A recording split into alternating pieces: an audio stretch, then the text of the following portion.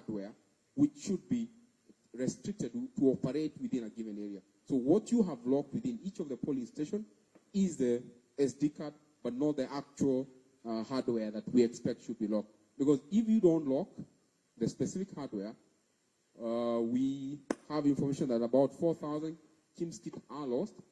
So technically, you're saying that anybody can walk in with any KIMS kit and be able to have access to the same.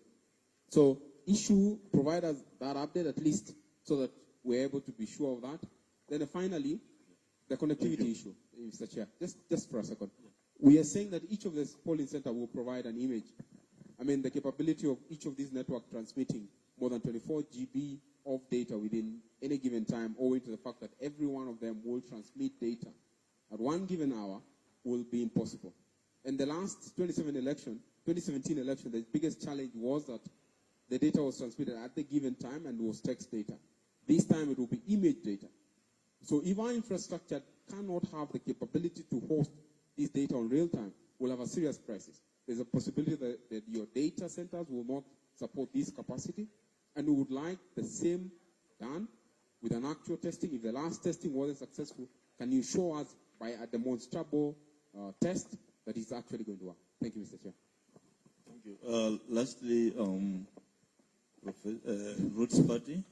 Yeah, thank you, Chairman, for hosting us and the other presidential candidates. We'd like to appreciate what you have always done. You have, as you mentioned, an open door policy, you and your commissioners. Thank you for all listening to our concerns. But for now, my presidential candidate and myself would request leave. We were here the first ones in the morning. We've just started our campaigns and we would like to attend to other matters. Thank you. Okay. Thank you. I will ask Professor, you and the CEO and anybody from the technical team to make comments on the issues that have been raised. But just suffice to say that at every polling station we shall have sufficient result forms for all the agents of presidential candidates who will be in attendance. Yeah, only 4 presidential candidates, and 4 forms will be available in each polling station. So, but again, as a commission, we shall allow transparency. The media, yourselves, your teams can take WhatsApp images of the results. We have no problem with that. Tabulate your results, come to the National Tallying Center with your results so that we compare what we have and what you have. That's what we are saying for transparency purposes. Professor Marjan.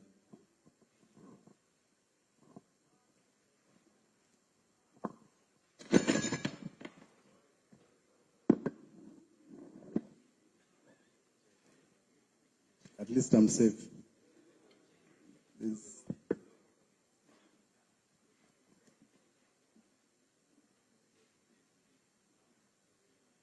There are a number of issues. I will only respond to some. I will leave others for my colleagues, including the CEO.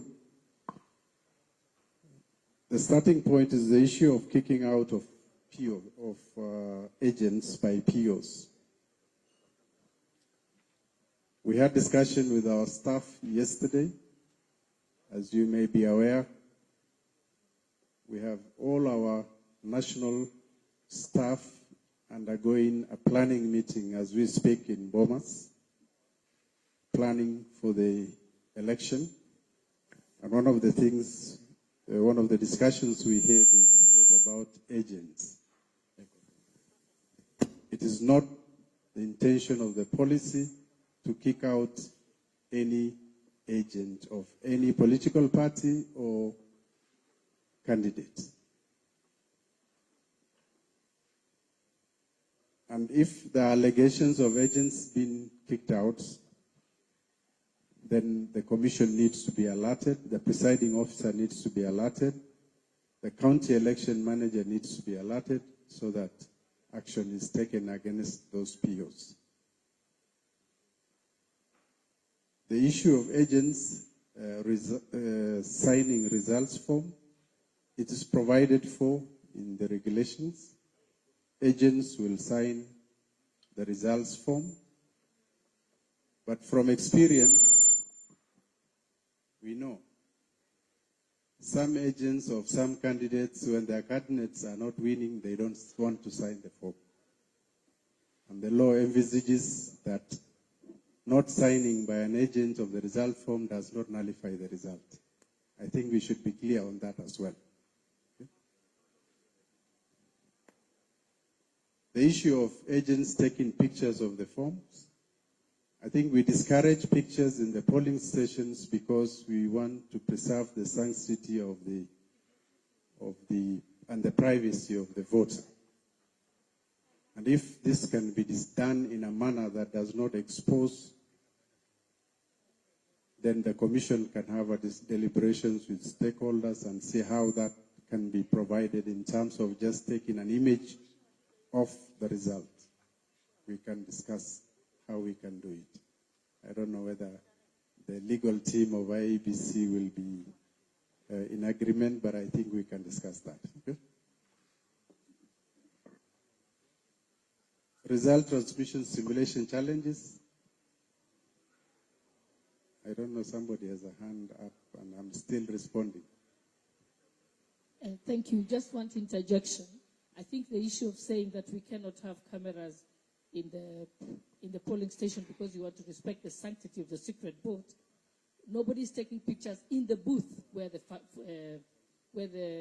person is. That is where it's not allowed. But in terms of taking the result form or taking a video of the returning officer making the announcement, I think we are permitted to do that. I thought I said we will sit with you guys and agree on a protocol. Is that a problem? Okay? I didn't say otherwise. Okay? In terms of results simulation, of course, it was a simulation, and a simulation is to test. And when you test, it can either pass or not pass. We did a simulation. There were a few challenges. One of the main challenges was that all our MNOs, mobile network operators, were not on board. They had some logistics in terms of moving some of the kits to the far distant counties where the testing was to, result transmission was to happen. So we had a few challenges, and we had internally said we will redo it again.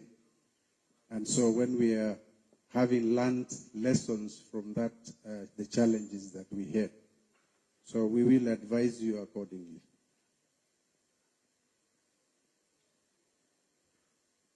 Now, yes, the GPS coordinates of all polling stations will be shared with political parties. We actually gave GPS coordinates to the Communication Authority, and that is how they mapped out polling stations or polling centers that are outside 3G coverage areas. So this can be shared with political parties. Public portal accessibility, I will leave to Marjan to address that. In terms of agents, one agent per party not being enough. We have classrooms as our polling stations. And you know our primary schools, how small the classrooms are. We have elective positions where, for example, in MCA, in the last election, in the range of 40 candidates. Just one elective position. And we have a huge number of independent candidates. So if each candidate is to have an agent, that classroom will be congested. Again, we need to have a discussion on how to better manage the agenting process so that the poll officials and the agents can be accommodated in the classrooms that we have. It is not our intention to shut out anybody's agent. but we need to operate within the spaces that we use as polling stations. Now, the question was asked, how do we ensure the 6 ballot papers that you give to a voter is accounted for? It is the Commission's desire that ballot papers issued to a voter are all placed in respective ballot boxes. We've even made it easier to match the color of the ballot paper with the lid of the ballot box. And this is for purposes of ensuring that the voters are guided. And part of our trainings is to ask our presiding officers to ensure that ballot papers issued are put in respective boxes. If you don't want any candidate, leave it blank, but put in the respective ballot box.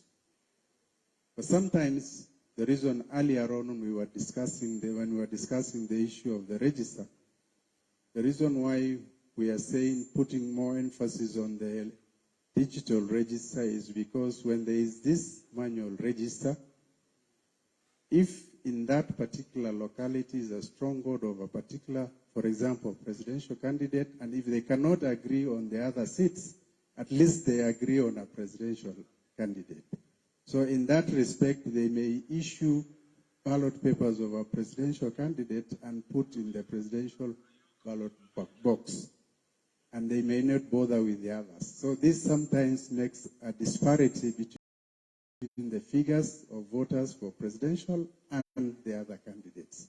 And hence, it's part of the reasons why we are saying, let's have more on the digital. Our focus should be more on the digital register than the ballot, the physical ballot register of voters. So we will train, it's a matter for training, we will train our presiding officers to ensure that the 6 ballot papers issued to a voter are all accounted for in the different ballot boxes. There were issues about somebody asking people in hospitals their right to vote. I think there is so much the Commission can do. We have designated, gazetted polling stations. We cannot convert every hospital bed to be a polling station. And we have no capacity to bring every 6th patient in a hospital to come to a ballot, to come and vote in a polling station. It is a shared responsibility. As Kenyans, if you have relatives, friends that are able, that can be taken to vote, we will be more than happy to welcome them to the polling station and to facilitate their voting. Reference was made to the 1,111 polling centers with no 3G and perhaps what arrangements we are doing. We've had similar incidents in 2017. And as I've always responded to on this matter, funds allowing, we will deploy satellite modems to ensure that we have coverage in terms of network connectivity in those areas to facilitate transmission of the image of the result forms.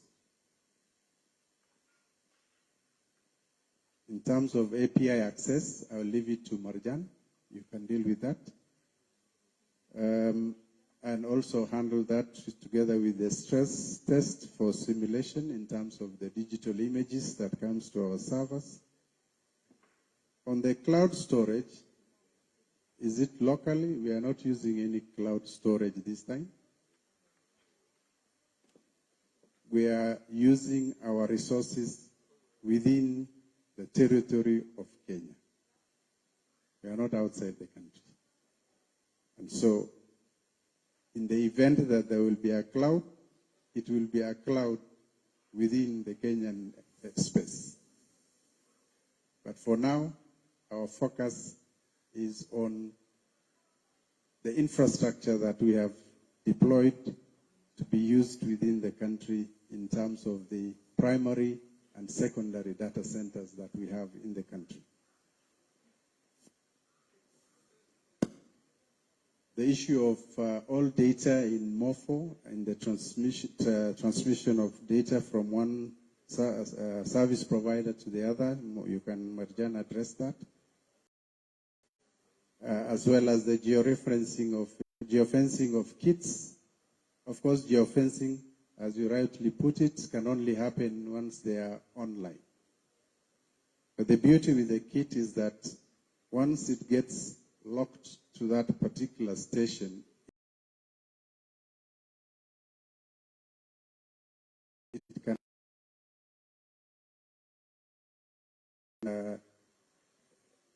because there is also a SIM, and if this SIM is active, we also need the kit to transmit voter turnout data at intervals of 2-3 hours.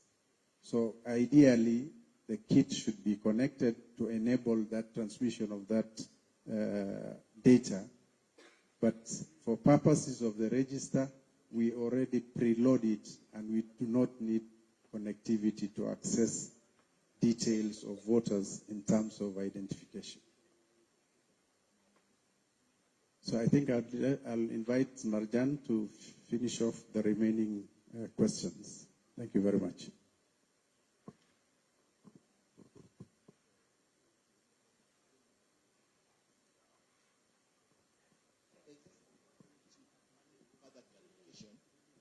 The question of presidential ballot. Regulation 83 requires that, the Regulation 83 requires that the presidential term be announced first, and that's the rule. But then there is the issue of if the presidential ballot was mistakenly placed at the moment, and yet you have started the presidential ballot. In some cases, there have been a problem and discrepancies as a result. Thank you. Mr. Chairman, the issue of the counting of the votes, I think the regulations are very clear. It starts with the presidential ballot box first. Okay. And so that is not in dispute. It's already part of our training program. For joining us. Now, for purposes of this session on youth as partners in Black Service. My name is Rebecca Nyankia. I work with the National AIDS Control Council. I am the program officer for adolescents and young people. So really, young people are very close. What is happening? This session is on youth, as I said, youth as partners in blood services. And I don't know about you, but as myself, when I was 18 or 15 or in campus, I was obviously not. We have been overrun. Is it a technology failure? I understand why it's an important conversation for us to have. Complimentary. So I think it's important for us to figure out how to engage young people more and how to make this an important cause for them, given that they're the largest number. But anyway, if a ballot paper, for that reason, if a ballot is cast in the wrong ballot box, no, we also have some people joining us. We will not transfer it to the right ballot box. And I think, Owie, you can correct me. It is a spoiled. So when we get into the stray ballot paper. If it is a stray ballot paper, it's not counted as a valid vote. The purpose of this session and that is the procedures that we have. Okay? It's already taken care of in terms of our training. In fact, we have a spoiled. So the purpose of this session is that rejected. Young people, what are some of the challenges that they face in terms of blood donation? You may want to come and elaborate on that, Owie. And how this can be a relevant conversation for them as I'll give you a chance to elaborate on that. But if a ballot paper is not in its rightful box, then it's not counted as a validly cast ballot paper. Okay? I don't know if Prof, if it answers. Okay. Marjan? Yeah, I just wanted to say something before Marjan answers. Mr. Chairman, we appreciate the session, and we just want to note that obviously this is a process. We want to make sure that every phase of the process is credible and believable. And I just wanted to raise an issue about procurement, and that concerns procurement for the printing of the ballot papers.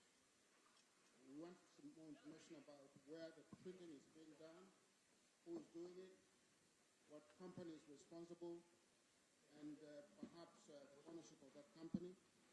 And secondly, the question of the procurement of technology.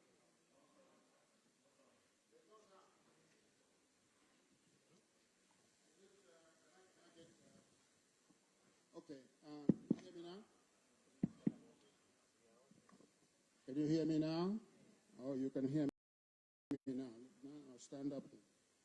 I just wanted to say, Mr. Chairman, that we appreciate the process of this conversation. Obviously, we appreciate that the election is a process. We want to make sure that every phase of the electoral process is credible, believable to the public. One area that concerns us is the question of the printing of the ballot papers. We want to know who is printing the ballot papers, where they are being printed, and we want to make sure that their custody is secure, and we want to make sure that you can assure us how that security will be given for the ballot papers. It will be important for us also to know who owns the company that is printing the ballot papers. Secondly, there's a question of technology. We understand that Smartmatic is a company that is registered somewhere in Panama, is providing the technology. We'd like to know, again, the ownership of the company, the connections to the company that people in this country may or may not have, so that we can be sure that the procurement process is transparent. I think you'll appreciate our concern on this issue. Thank you very much. Thank you. What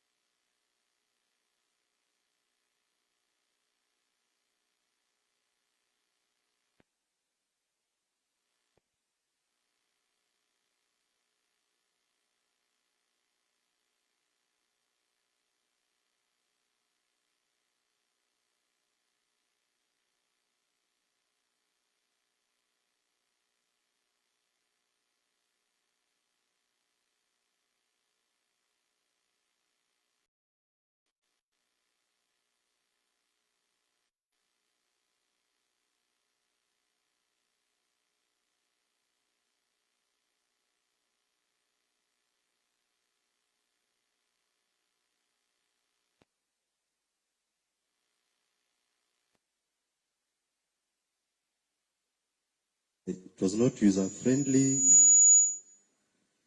Have we addressed? The answer is yes. We've been working with the vendor since 9th to improve on some of the features.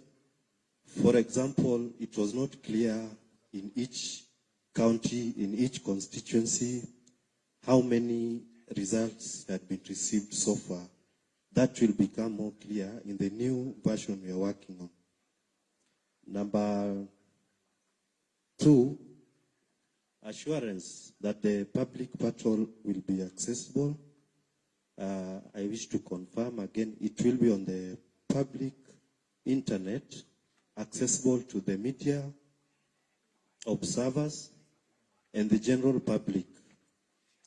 In addition, we are working on the API. Someone asked when you'll have access. We understand you need time for integration of the API. We are working on this, and from next week, we're going to start engaging with the technical representative of all the major political parties, the presidential candidates, so that they understand the technology we are using. We work together on technical issues like API, so that they are ready as well to prepare themselves. As the chairman said, if they want to do their own parallel tallying. I've answered on API. Data migration. There was a question on what assurance that we've migrated and deleted data from the previous vendor after migration to the new vendor.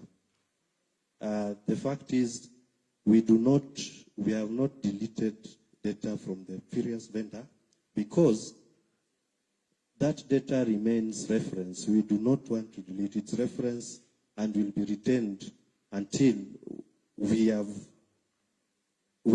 maybe at least 3 years, because it is a reference data that we paid for. So there's no need to give you evidence of deletion. We have not deleted it. We still keep it as reference. But the entire register, as of that time of 19.8, has been migrated to the new vendor. In addition, we added about 2.5 or so million voters registered through ECVR 1 and 2, and deleted dead voters and people who had registered with fake documents. And as the chairman announced, the register now stands at 22.1 million voters after all that is done. The last is geofencing. Geofencing of the tablets. Geofencing means the tablet is marked to only operate from a certain point using satellite technology to mark where it is at any single point. There's a debate on what to do. Do you geofence because it consumes a lot of power? Do you geofence and use so much power that you cannot, as a result, work with the kit the entire day, transmit result, transmit logs? Most of these kits, we expect them to work for at least, I think, 12 hours. So we decided to select that instead of geofencing, we keep entire serial numbers of all the kits, and we assign each kit to a specific polling station.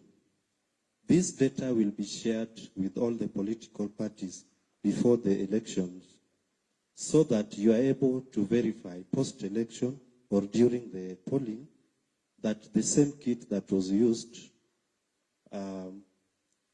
the same kit that we shared is in a specific polling station is where it's supposed to be.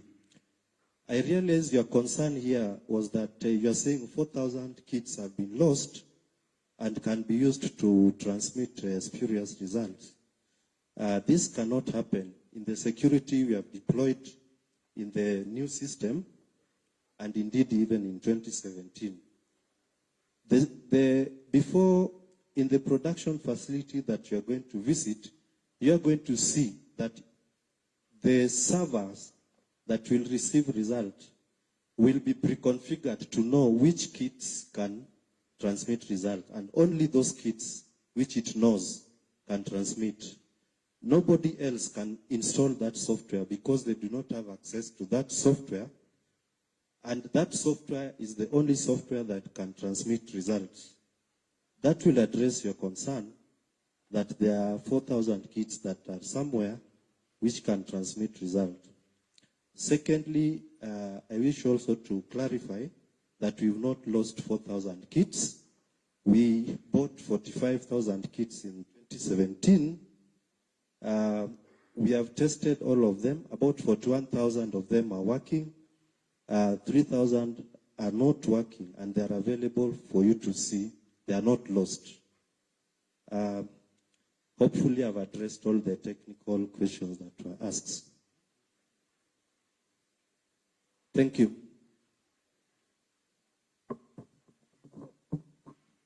Yeah, thank you, Mike. Prof, the issue of the ballot paper factory. Thank you, Chair. The ballot paper printing farm, Professor Mutua wants to know more about it. We also wanted to know more about it as commissioners because we are not involved in the procurement process, as you may know, as commissioners. And therefore, the commission directed that my committee go and inspect and see and quality assure on behalf of the commission and the people of Kenya that we have the right firm doing the printing of ballot papers and other statutory forms for us. I went with Commissioner Nyangaya. Maybe you stand up wherever you are. I also went with Commissioner Masit. And so the three of us, and we had two technical staff accompanying us, one from the Directorate of Voter Registration and Election Operations, and another staff from the Directorate of Procurement and Supply Chain Management. The company that has been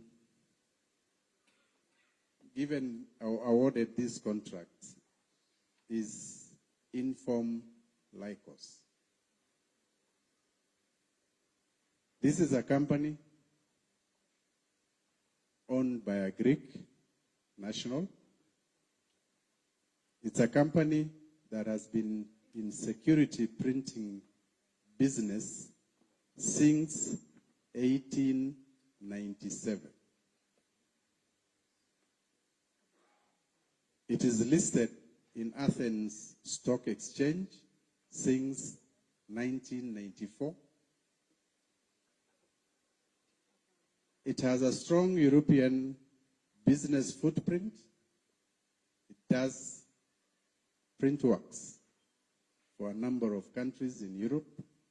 In addition, it does work for you in UK and also in US.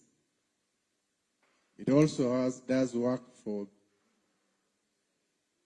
institutions and business companies in Middle East and also in Africa. They have 6 production facilities, and these facilities are spread across 3 European countries. We managed to visit 2 of the countries. We visited the main production facility in Athens. We also visited the other production facility in Romania. It employs over 1,400 people.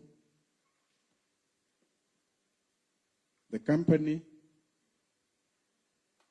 produces, or rather measures in financial, does work for financial institutions in a number of European countries, UK and US.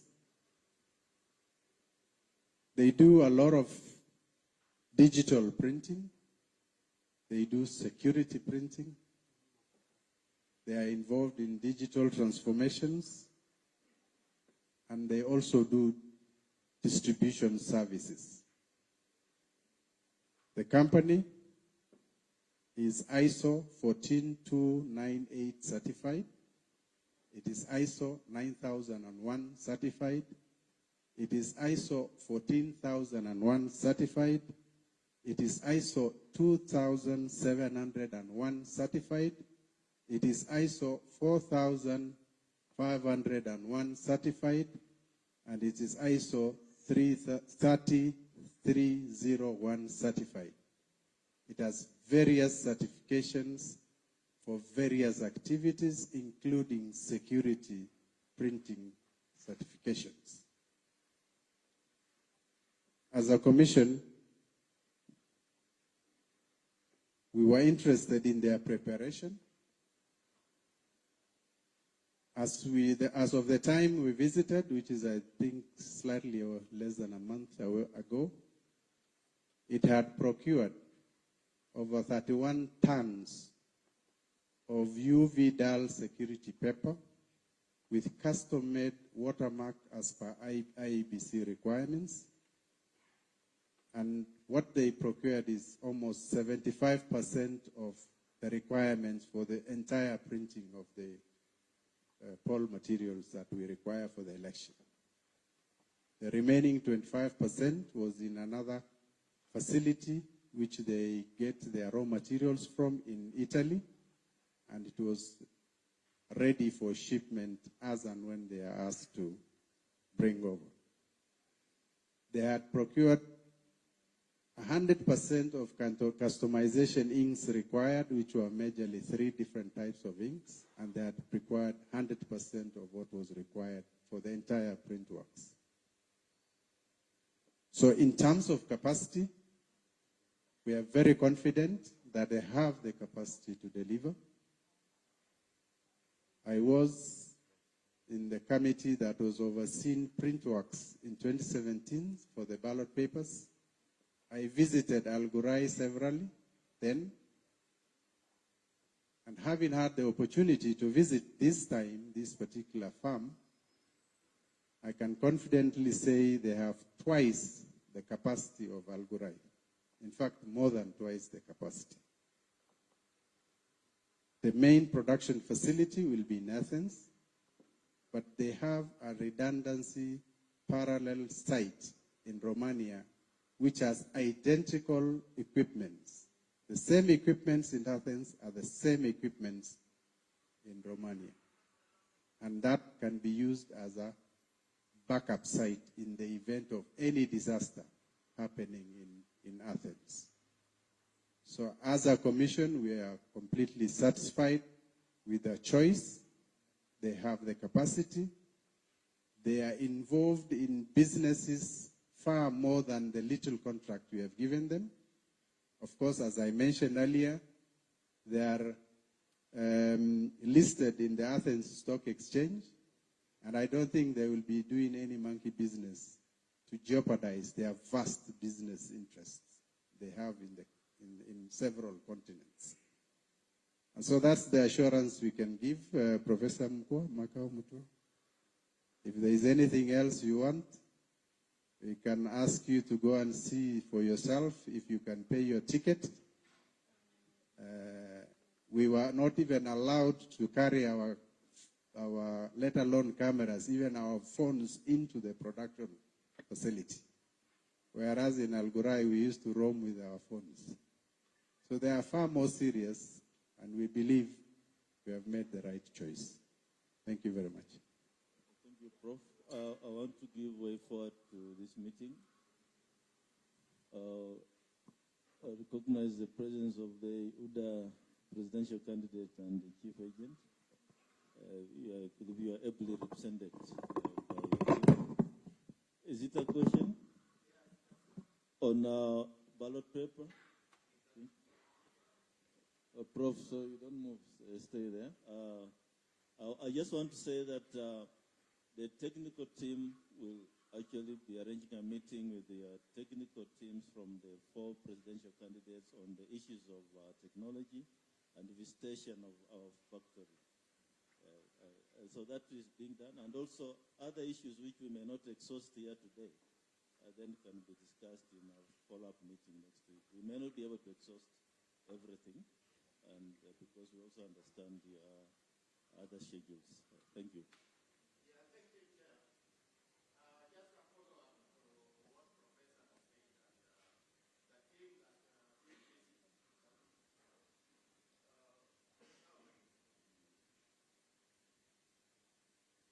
Yeah, thank you, Chair. Now the team that did visit Greece and Romania to check all this preparation, what you say gives us really a lot of confidence. However, we cannot ignore history. This is the farm that in 2019 was linked to the postponement of elections in Nigeria because they were unable to deliver on time. So they might have all those security features. What guarantee did they give you?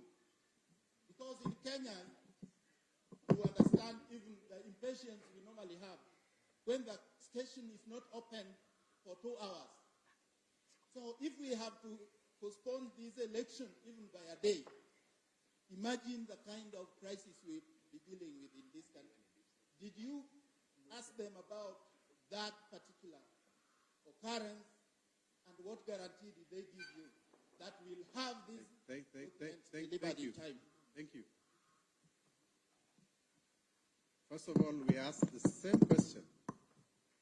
You botched Nigeria elections. Why should we trust you? The first thing they told us was they were never contracted to do the Nigeria election. The truth of the matter was the Nigerian Electoral Commission contracted a local contractor who subcontracted a Chinese firm to do the ballot paper. The Chinese firm failed to deliver. And they were only contacted at the 11th hour to help them to print the ballot papers that were used in the finally in the election. So they were not the people who were contracted, who made the election to be postponed. I hope I'm clear, because we asked the same question. The other thing that probably I want to talk about, which I think it was part of the questions that Azimio had forwarded, and by Chairman, Azimio is cleverly sneaking in their questions instead of waiting for a formal response in this forum. I didn't want to stop you from entertaining them, but one of the things is about the security features of the election ballot papers. I sometimes joke with my colleagues from other EMBs in the African continent that our ballot paper, the Kenyan election ballot paper, has more security features than some monetary currencies of some African countries. We have 8 security features on our ballot paper. If you want the details, some are visible by the eye, others are invisible, some you need an extra magnifying lens to see, some you need, the UV lights to see. So there are all manner of security features which we can discuss with you, with your teams when you visit us. So our ballot paper, in short, is secure. If you want more details, we'll share with you when we meet the groups, especially when you are going for the factory visit. We can have a discussions around the exact features. We are also cautious not to kuanika nje alafu mnaenda kwa mahali ingine mkatengeza vitu zenu, si ndio? Thank you, Prof. I want us to give closing remarks. I'm aware there are many issues, but we can't exhaust them today. My proposal is that each of the candidates, presidential candidates, should have a technical staff of 2 to meet with our technical staff and deal with the issues that we have not covered here.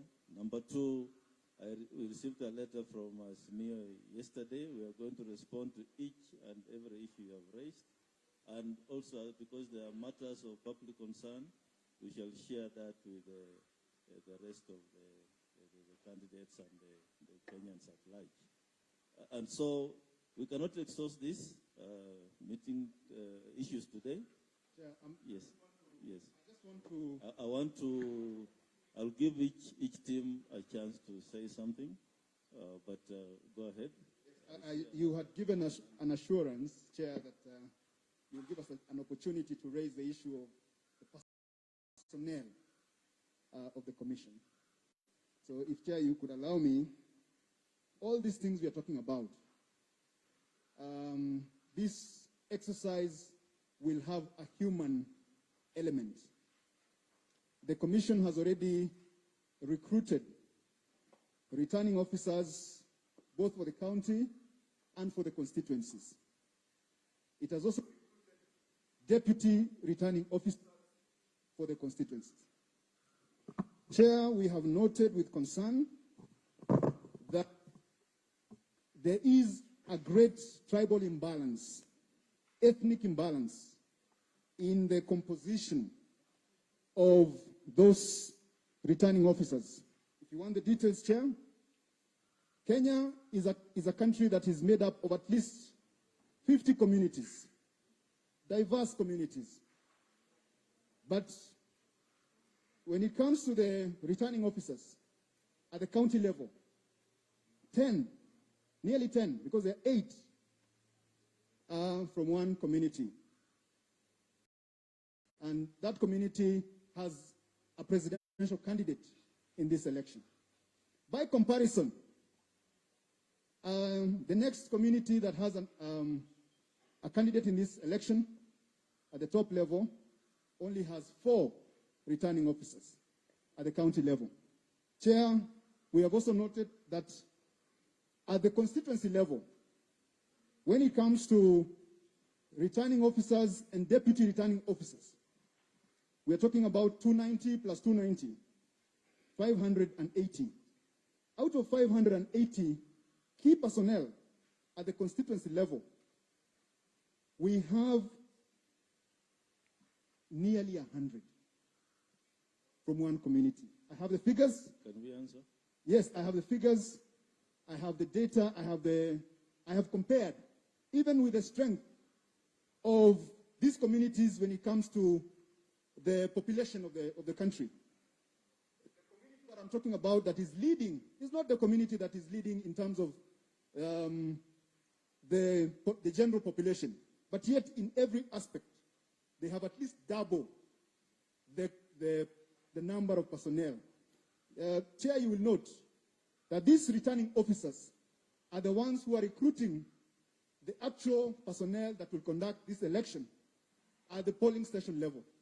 That is the real theater of operations for this election. And therefore, if we have... we have understood you. Yes, yes. And lastly, on the same issue, we are already receiving complaints. We are already receiving complaints from some of these places where these officers are deployed. We are talking about Kisii, we are talking about Busia, we are talking about Bungoma. We are receiving complaints from the ground that the recruitment of presiding officers is not going, is going in a very skewed way. And therefore, kindly address that. These concerns will be followed by a written document. Thank you very much. So, do you wait for the written or? You can respond. Yeah. We will still follow it because I've not expressed everything that there is to express because of time. Thank you. Prof, you want to say something? But as Professor speaks, I don't think there's any institution in this which has the face of Kenya as that's how. But Prof, go on with it. And right now we have officers in Bomas. The face of Kenya is in Bomas. But Professor... Thank you, Chair. The reason why we said we wanted to meet in camera is because some people get excited with camera. This is to politicize this Unless function. you want to give me a right to respond. Excuse me. You have asked a question, I Do will not have a attack right my, to do respond. not attack my character. I'm here, I can defend I myself. want to respond to I the can defend question myself. Do in not my attack own my manner. character. Okay? Have some order, please. IEBC recruits personnel in this manner. When there is a constituency position, the recruitment is locked to the constituency. There are 290 constituencies in Kenya, which therefore means recruitment is based at the constituency level.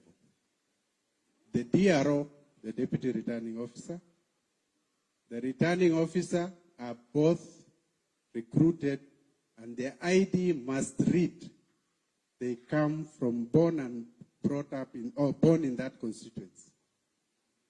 This is to ensure we have the face of Kenya in the commission.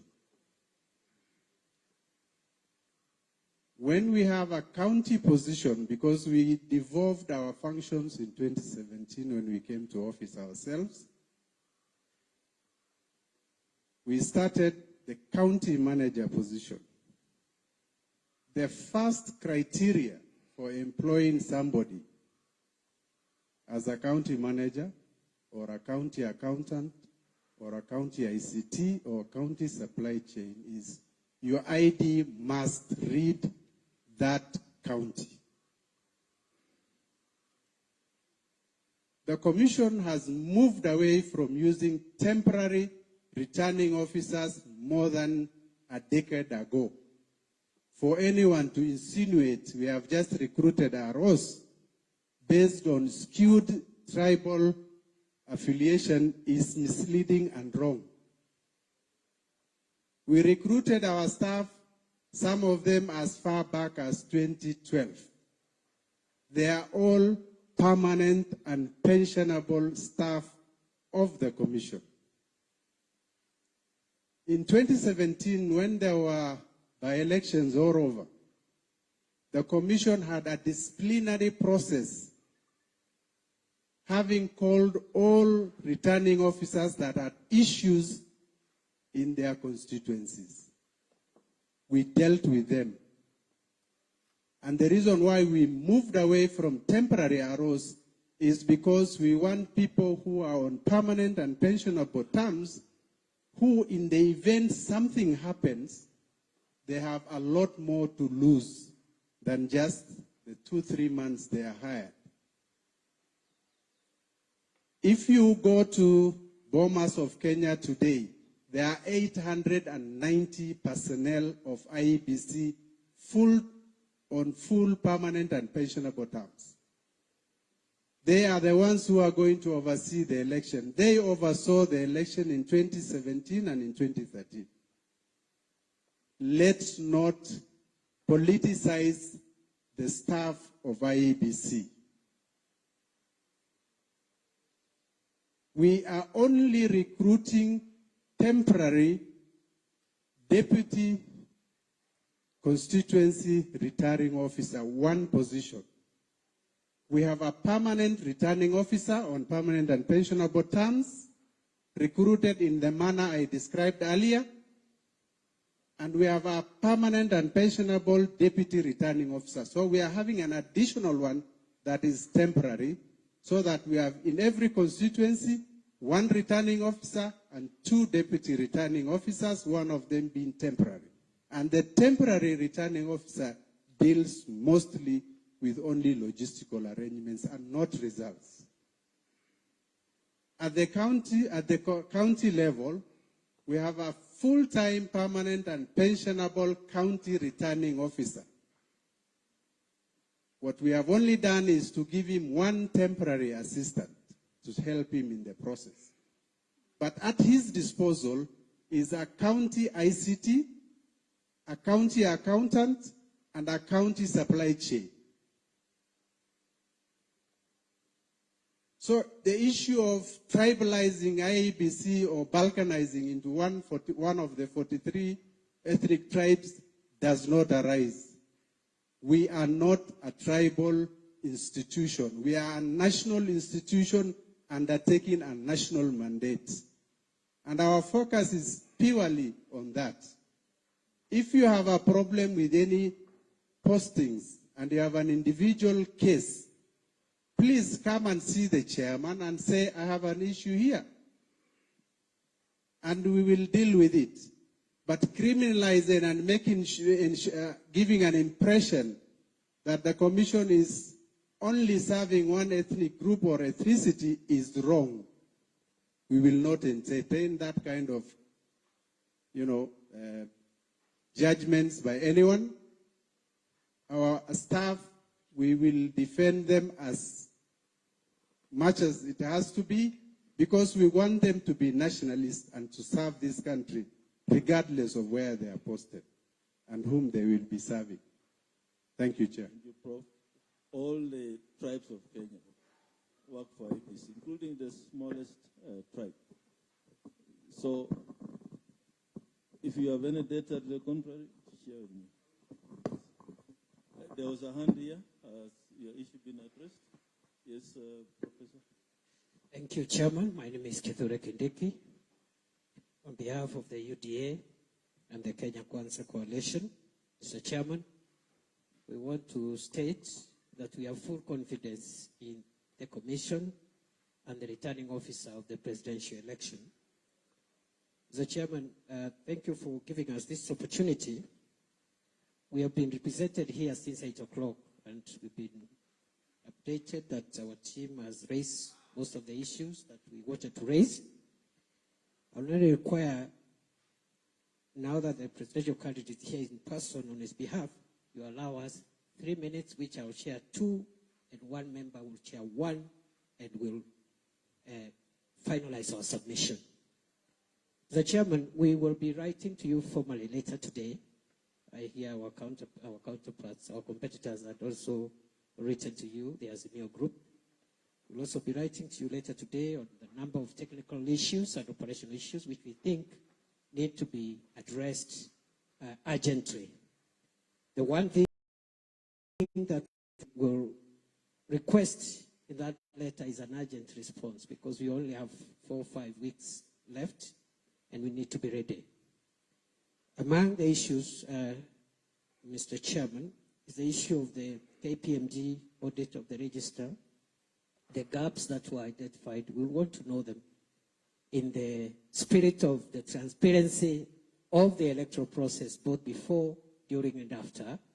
We'd like to know what those gaps were and whether they have been addressed satisfactorily, because that is very critical. Secondly, if we could even have a copy of that report, because I think they're auditing a public process. It should not be a secret. It should be available even to the media, so that we know what gaps exist, when they will be addressed, and so forth and so on. Number 2, Mr. Chairman, with regard to the loading of the data into the KIEMS, I don't know at what point the agents of the various parties will be allowed to, at least, I know it's a huge process, transferring the manual register into the KIEMS and loading the KIEMS is a very huge and burdensome process. But the agents of the candidates can be allowed to at least sample or have access to that process, again, just for assurances that everything is okay, so that we are sure whatever is loaded electronically is consistent with what would be available manually. Thirdly, the visit to the printer, I think also should be, of course it's our business to organize, but we need facilitation from your side in terms of timelines, so that we also arrange for visas and tickets for our team who wants to go and see and visit the plant, and maybe synchronize with our competitors, so that we again don't put on the commission with separate visits. Thirdly, we are a bit dissatisfied with the response the commission has given on the issue of geofencing of the KIEMS kids. extremely dissatisfied. We raised it in our letter, we'll say why. Because the fact that you have said this Kim's kit serial number this is assigned to a polling center this is not enough. Because the transmission of results can take place in a nearby forest and still within the same location. So there is need for the place where that transmission will take place to be controlled to the best possible location in terms of georeferences. Finally, we have a general issue on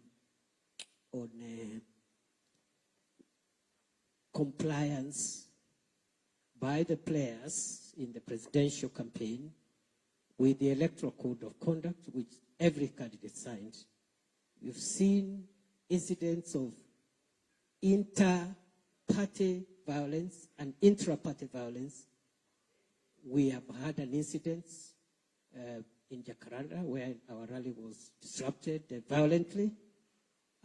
We have also seen our competitors had issues in Marsabit among themselves, in Marsabit, in Garissa, in Mandera. It's worrying. Our view is that although the Commission does not have prosecution powers, because we saw your statement, but I'm sure there is something you can do, including warnings or whatever other method you can use to enforce that code of conduct so that the election is peaceful. I'll donate 1 minute to Moses Kuria, a member of the team.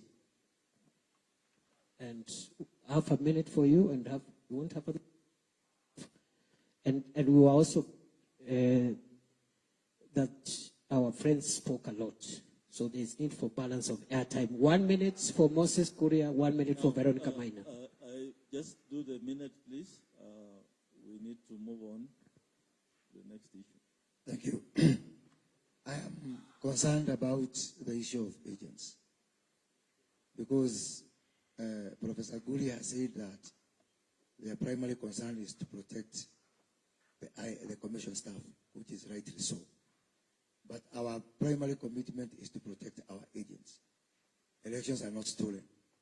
Elections are lost by agents. So therefore, my concern is from previous experiences of the last elections. The issue of turning away agents on polling day. So the agents turn up, or you don't have original. We already discussed that issue. It was raised in the morning. I think your team were here. Around secure intelligence. Please, at the risk of annoyance. So this agent stands up at the polling center. They are told you don't have original oath of secrecy. You don't have original agent accreditation form. You don't have the badge. My question is it possible that you can have a pre-verification on a day before, maybe for the oath of secrecy and the agent form, so that the only thing that's retained by the commission, by the returning officer, is a badge? In 2017, in Kitui County, the Jubilee Party had most of the agents stand away, up to 2. I'm not saying Professor Makamoto had anything to do with it, but up to 2 o'clock, Jubilee agents could not access, and have been involved in a number of by-elections after that. And this is a very, very, very serious problem. Secondly, and related to that, Professor Guli has said that we want to minimize the issue of photo taking in the polling center, and rightly so. But what happens is that returning officers and presiding officers curtail excessively communication, so that even if there is a problem, we don't get to know about it. And I'll give an example of the Msabweni by-election, where we had serious problems communicating with the agents on the ground, because the returning officer becomes a power by themselves. You cannot make the phone call, you cannot do this. Why are they agents? How will we know when something goes wrong if presiding officers develop their own rules on the ground? Finally, on the issue of mass transfers, we are dissatisfied with the vague answer that was given about the 3 officers and the action being taken. Reason being that one of the cabinet secretaries had said publicly to one of the presidential candidates that they know their work and they are doing their work. Could this cabinet secretary be one of the 3 people under investigation? Thank you. Okay. I think for my 1 minute, yes. Chairman, I think we have spoken a lot and we have given our views as the UDA and Kenya Kwanza coalition. But there is one question that we need clarity from your end as the presidential returning officer. Which form exactly are you going to be using for tallying the presidential result? We have the form 34A and we have the form 34B. And supposing the form 34B has an error and is not indicative of what happened at the polling center, the form 34A, which forms are you going to tally the presidential vote? If you can clarify that.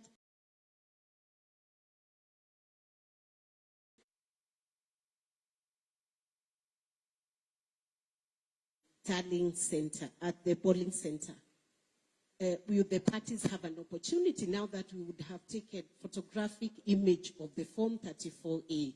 Will we have an opportunity to relay information to you so that if during the transmission there is a problem with what is being transmitted, it's exactly different from what was the real form from form 34A? What is the commission going to do? Without overemphasizing what has been raised by Professor Kindiki on the Electoral Code of Conduct that was signed by all candidates. Chairman, we did a letter to you complaining about Jacaranda. You did respond to us, but through the media. Our concern is this. Candidates are tweeting and saying they're the ones who are in control of certain kiosks that have been meted out in places like Jacaranda. Why wouldn't the commission take action against such candidates, including suspending or expelling them or removing them completely from the race? That is the only way you can send a message. We still don't have a satisfactory answer from your end. Thank you. Yeah, thank you. Let me say a few things. And I'm happy you say you put some of these things in writing, so we shall adequately respond. You wanted to make closing remarks?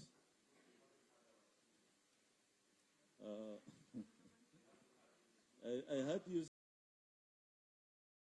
several times. Yeah, please make it brief. Yes. My running mate will give our closing remarks, please, because we work as a team. And we'd like to do them from in front there. The camera isn't getting the right shot. Please keep to the Yes, we will keep the 2 minutes. We'll give from here. We don't know why we had to be pushed to that corner, but it doesn't matter. Keep to the agenda of the meeting. Yes. Keep to the agenda of today's meeting. Yes. The politics will be. I wrote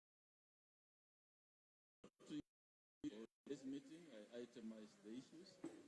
Please. Yes. Please go ahead. Yeah.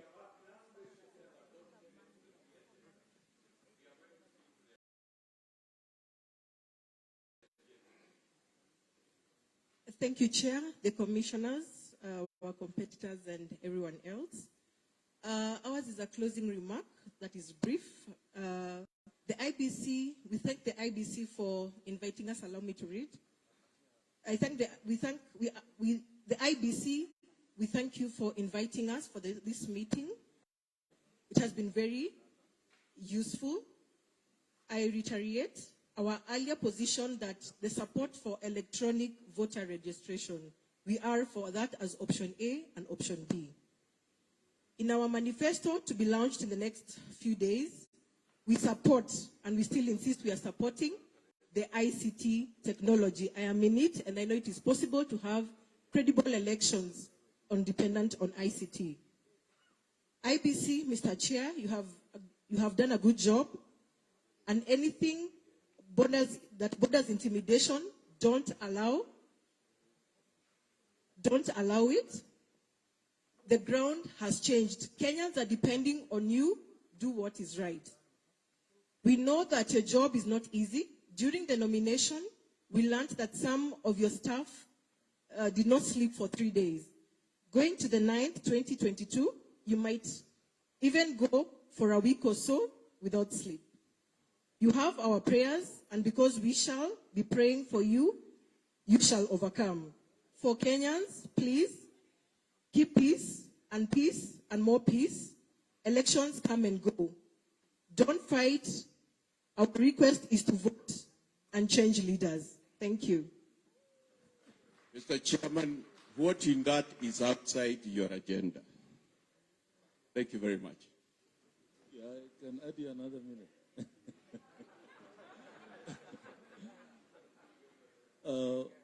Okay.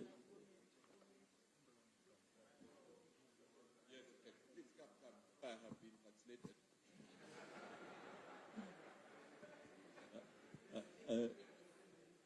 I believe those are closing remarks. Yeah, thank you very much, Mr. Chairman. First, let me apologize for coming late. It was not intentional. You're aware we had written on earlier communication that this meeting would start at 11. And unfortunately, our Secretary General called us last night that there was a change of time.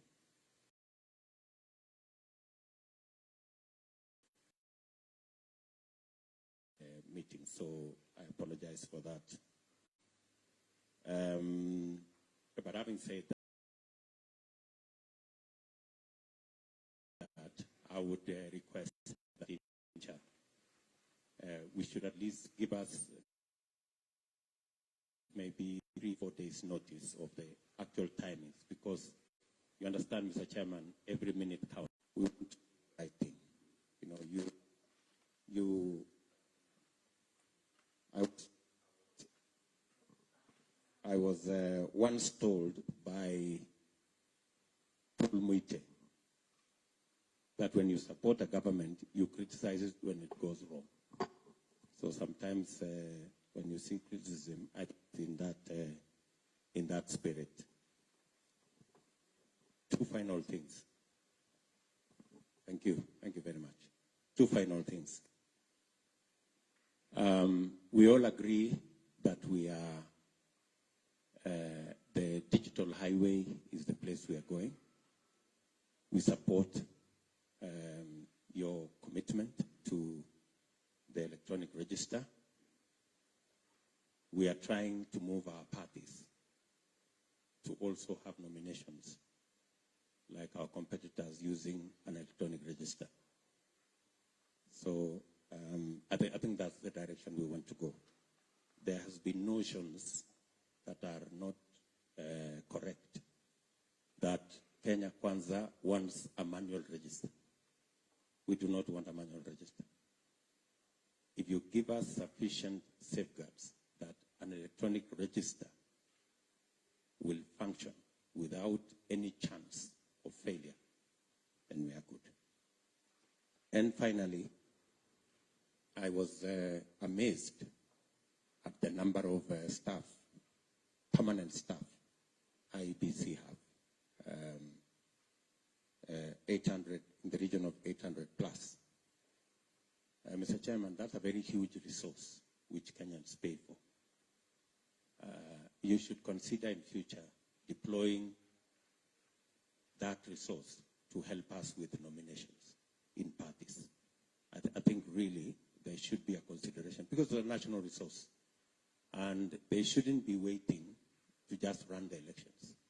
They can also help us run nominations in our parties with the expertise they have. In any case, Mr. Chairman, a democratic election will be heavily informed by the kind of nominations we do. If the nominations are not democratic, you end up with elections that are not democratic. So I think going forward, you should consider as IEBC working with political parties so that we can leverage more on the resource you have, which is a public resource, to assist grow political parties as institutions of governance. That because I believe that the strength of a democracy is dependent on the strength of the democratic institutions, including political parties that exist. Finally, we have no problem with any Kenyan serving in any capacity, so long as they have been recruited competitively and they have the requisite skills and competences. We have absolutely no preference for any Kenyan from any community. And if our competitors have a problem with certain Kenyans who come from certain communities, you can work out with them. We have no problem if they are replaced. But we want every Kenyan to be given a chance, and the measure should not be ethnicity, the measure should be competence, whether they are competent to do whatever it is that they are doing. I am on record, Mr. Chairman, saying that even if my competitor's brother was the chairman of IEBC, I would have no problem, so long as he is competitively recruited. Thank you very much.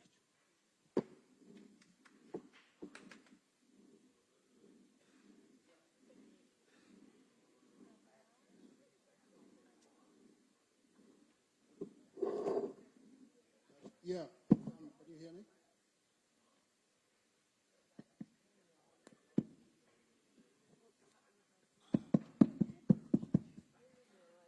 I'm sure that the president has been vaccinated, so there's no risk. Let me say, Mr. Chairman, that we, as I said earlier, we appreciate very much you and the Commission and your staff for making yourself available to us and to our competitors to have this dialogue. I think of the political parties represented here, I can say that we in Azimio are the ones who have had historical grudges with the electoral body. Previous to yourselves, there was the ECK. We had issues with them.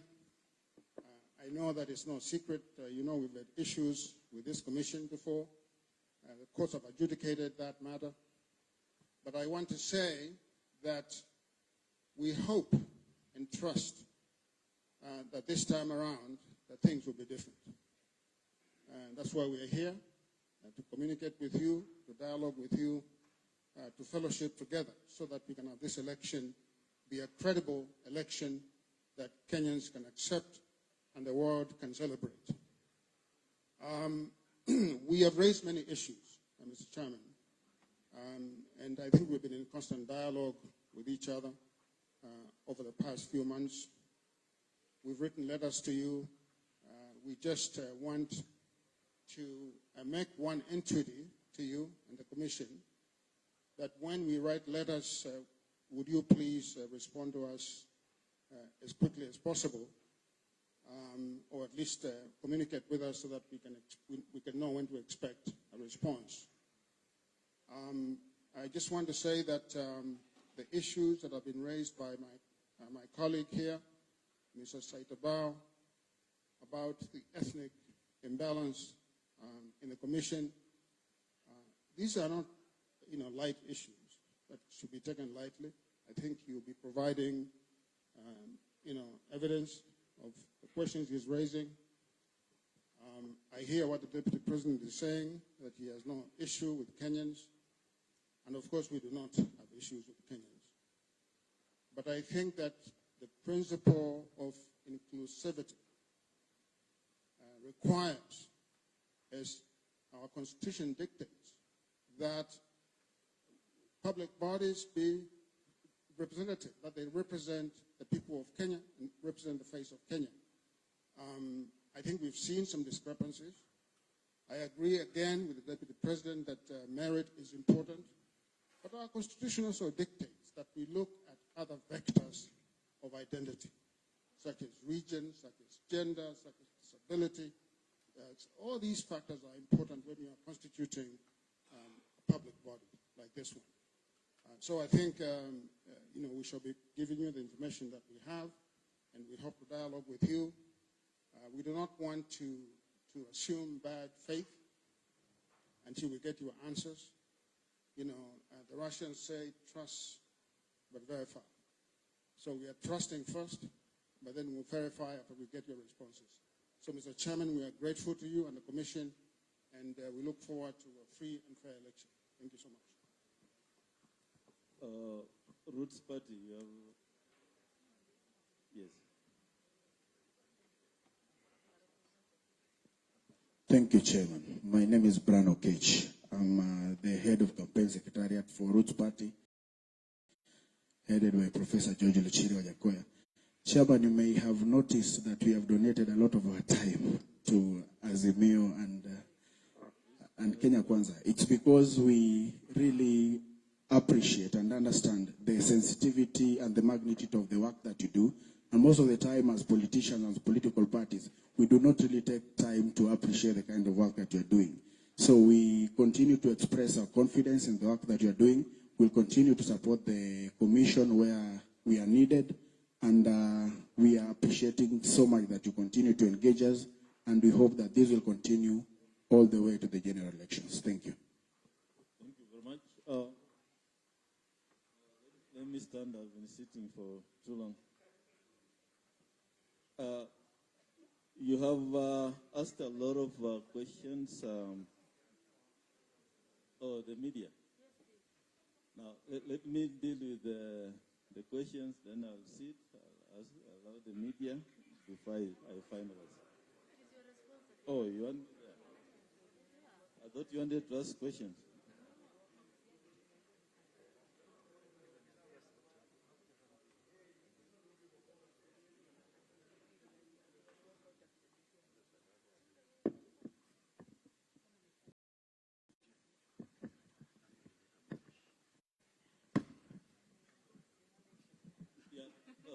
Thank you.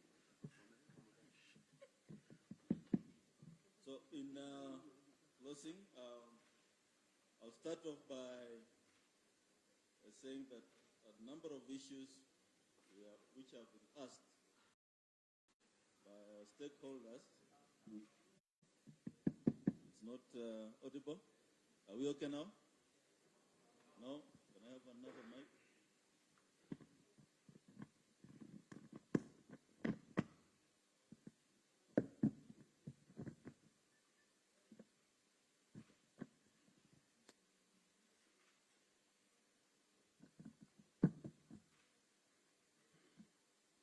Are we okay?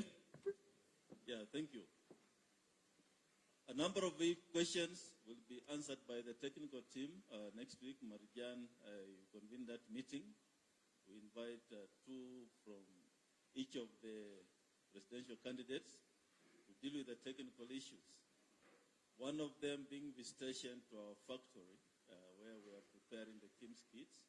And a lot of questions then will be answered when you do the visitation, how the process is ongoing, how the SD cards will be loaded. There's a whole team working on that. The issue of the register will be, of course, addressed. The register will be shared with the stakeholders and broken down up to the, I believe, polling station. You'll have that information so that you can also prepare for the big day. Visitation to the ballot paper factory, I think dates will be given when the team is going. Fortunately, IEBC does not have a budget to finance the stakeholders, so we shall ask you to look into your kitty, but the dates and arrangements will be made for purpose of visa arrangements and travels. And of course, being welcomed to the other side. So issues around geofencing, the technical team will give you more information, anything to do with the KIMS kits, and other questions that you are burning to be informed. I only want to comment on two issues. Of course, our presiding officers work under regulations, and the entire IEBC team works under the election regulations. So they don't make laws on the on the ground as they stand. We work under a legal framework. I just want to comment on two issues. One, the result is Form 34A. That's the result we are going to use. That's the result the National Returning Officer will be tabulating to ensure that whatever is in 34B corresponds with 34A.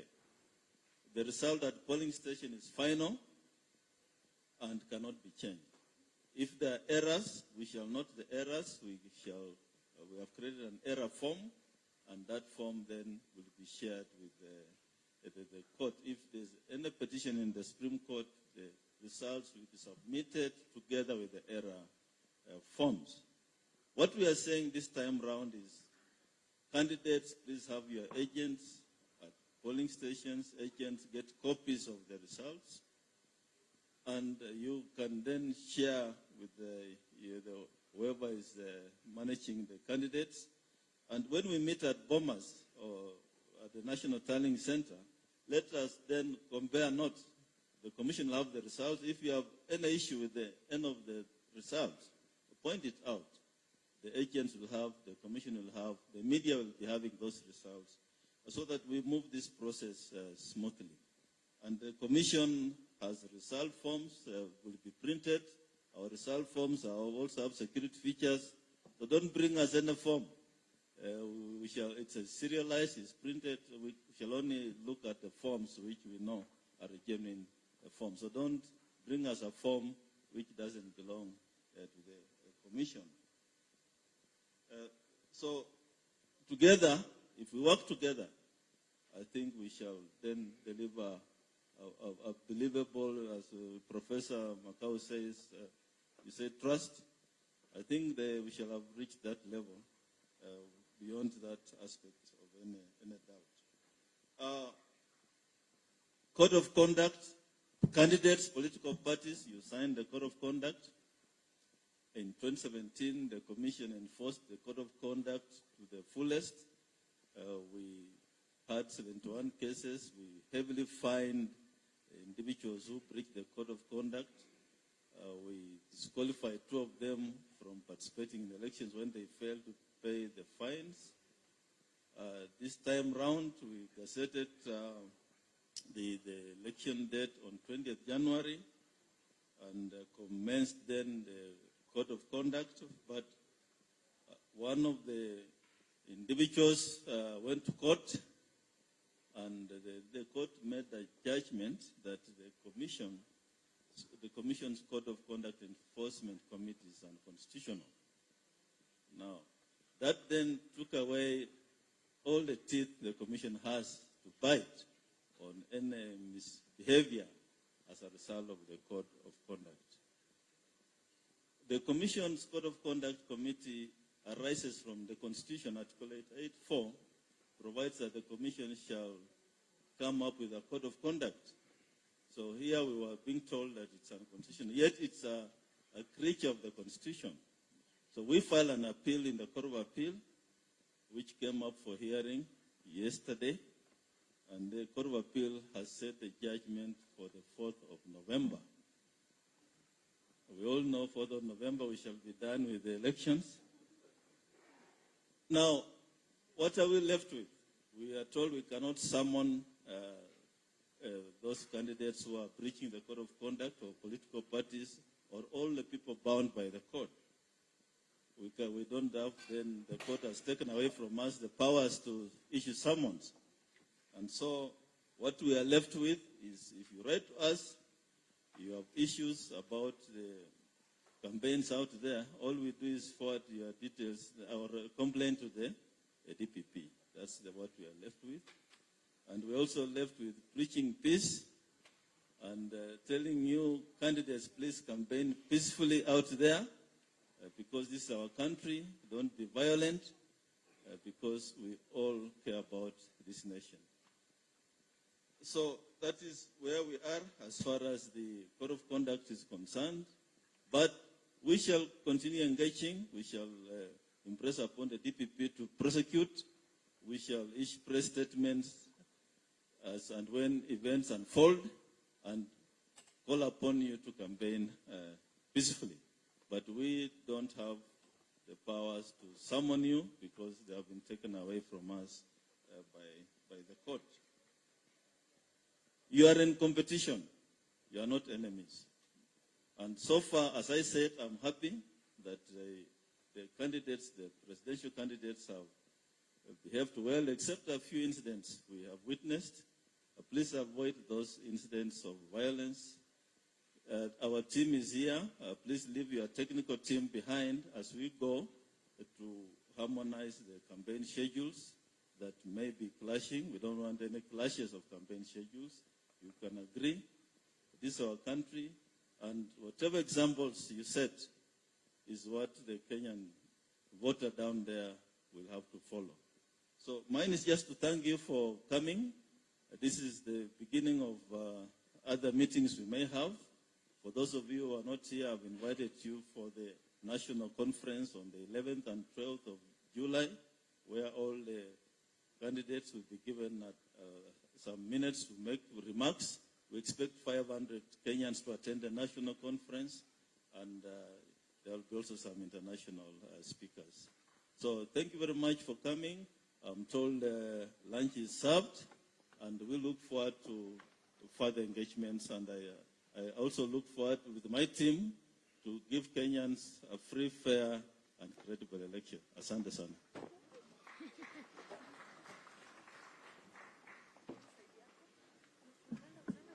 Thank you very much. The presidential candidates and their delegates, including the IEBC commissioners, will have lunch at Terrace Concave.